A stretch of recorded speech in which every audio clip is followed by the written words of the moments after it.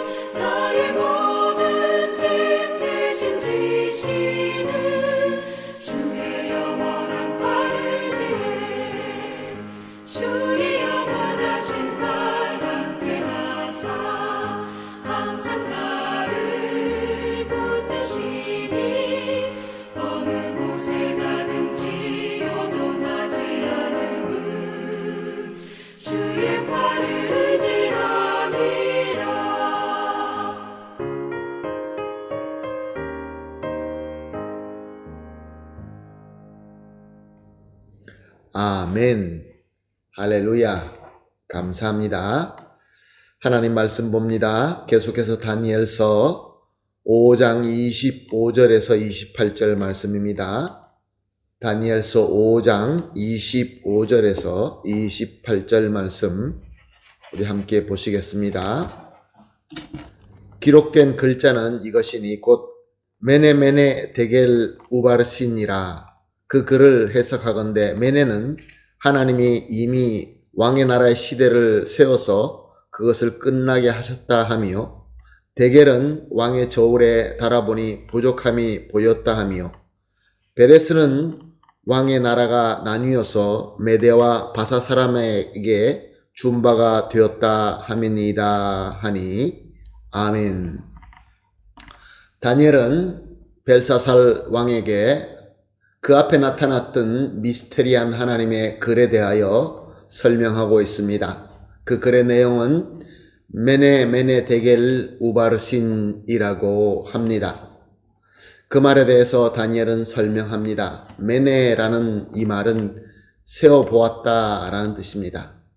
하나님께서 바벨론과 벨사살 왕의 생각과 행위를 다 세어보셨다, 그런 말씀이죠. 두 번씩 메네라고 기록한 것은, 그렇게 말씀하신 것은, 우리가 구약의 말씀이 두 번 반복하는 것은 강조하는 뜻으로 반복하는 것입니다. 그러므로 하나님께서 바벨론을 세워볼 때 철저하게 세워보았다, 그런 뜻이 됩니다. 데겔, 무게를 재었다. 하나님께서는 바벨론과 벨사상을 저울로 달아보셨다, 그런 말씀입니다. 우바르신이라는 것은 나누어지다 혹은 찢어지다 라는 말씀입니다. 즉 하나님께서 바벨론과 벨사섯을 세워보고 달아보고 자세히 살펴보니 더 이상 구원의 소망이 없기 때문에 멸망시키기로 결정하셨다라는 하나님의 말씀입니다. 사랑하는 성도 여러분, 우리 하나님께서는 바벨론과 벨사살 왕만 세고 달고 심판하지 않습니다. 하나님께서는 존재하는 모든 것과 역사의 모든 사람들을 불꽃 같은 눈으로 감찰하시고 심판하십니다. 오늘도 살아서 전지전능하신 능력으로 우리의 모든 것들을 다 꿰뚫어 보시며 살펴보고 계십니다. 벨사살 왕과 같이 교만하여서 자기의 마음과 지혜의 눈이 어두워 잘못된 것인지도 잘 모르고 지은 죄라 할지라도 그렇게 하나님 앞에 숨길 수가 없는 것입니다. 소용이 없는 것입니다. 요나와 같이 하나님께서 원하시는 방향을 반대로 향하면서 배 밑창에 숨어 있어 보았자 아무 소용이 없습니다. 제 아무리 몰래 숨어서, 아니 은밀한 마음속에 숨기고만 마음속으로 짓는 죄라 할지라도 하나님은 다 보시고 세시고 재시며 판단하신다, 그런 말씀입니다. 사랑하는 성도 여러분, 오늘 이 본문 말씀이, 오늘 이 첫 시간에 하나님께서 이런 말씀을 주시는 하나님의 뜻은 무엇일까요? 나는 이렇게 너의 모든 것들을 다 보면서 세고 재고 다 평가하고 있다, 다 판단하고 있다, 너희는 그것을 알고 있느냐라는 하나님의 음성인 줄로 믿습니다. 사랑하는 성도 여러분, 저와 여러분은 이런 전지전능하신 하나님 앞에, 그 샘과 저울 앞에 어떻습니까? 개인적으로 우리가 또 생각해 보아야 될 필요도 있지만, 우리 가족이 어떻습니까? 우리의 공동체가 어떻습니까? 내가 몸을 담고 있는 그 일터는 어떻고, 또 나아가서 우리 교회는 어떨까요? 그 누구도, 그 어떤 공동체도 하나님의 샘과 저울 앞에 완벽한 그러한 자는 아무도 없습니다. 부족할 뿐입니다. 그러나 사랑하는 성도 여러분, 지금은 하나님의 심판의 때가 아닙니다. 하나님의 은혜의 때입니다. 예수 그리스도의 공로와 은혜를 믿고 죄와 허물을 회개하며 용서받을 수 있는 때입니다.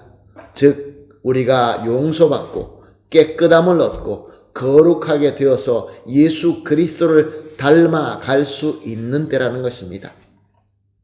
예수 그리스도의 은혜에 구원의 문이 열려 있고 성령 충만함으로 예수님의 장성한 분량까지 성장하고 닮아갈 수 있는 그러한 복되고 은혜가 넘치는 때라는 것입니다. 사랑하는 성도 여러분, 우리 사는 삶이 비록 어렵고 여러 가지 상황이 많이 어렵다 할지라도 하나님께서는 이 모든 것을 통하여 저와 여러분이 주님 앞에서, 주님 저울과 주님 셈 앞에서 올바라지기를 하나님께서는 원하고 계시는 것입니다. 예수 그리스도의 공로로 저와 여러분을 은혜로 지금 부르고 계십니다. 그러므로 우리 오늘 아침에 이렇게 기도하십시다. 합심해서 기도할 세 가지 제목을 소개합니다. 먼저 하나님의 기준에 부족한 죄인임을 시인하며 회개합니다. 두 번째로 우리가 기도할 제목은 하나님의 공로, 예수 그리스도의 공로와 은혜로 우리를 깨끗하게 하시고 거룩하게 하셔서 하나님의 공의에 합당하게 하여 주시옵소서.